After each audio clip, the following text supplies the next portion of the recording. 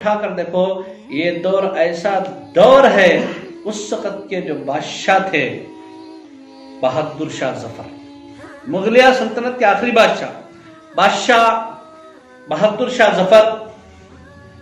क्या हुआ? हिंदुस्तान का तख्त और ताज बिखर गया, ताराज हो गया। क्यों हुआ?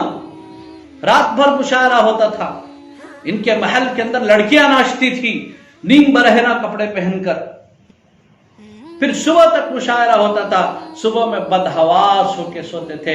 उस वक्त ईस्ट इंडिया कंपनी का वजूद हो चुका था, और ईस्ट इंडिया कंपनी के जो अंग्रेज हैं, ये सुबह में 4 बजे उठते थे। इनकी रियाजत, इनके मुजाहदे, इनके तौर तरीके, ये बहादुर शाह जफर का जो खानदान है, ये खानदान उठता था 12 बजे, 11 बजे, 12 बजे उठकर नाश्ता। जब 12 और 11 बजे इनका नाश्ता होता था, उस वक्त अंग्रेज अपना आधा काम कर चुके होते थे।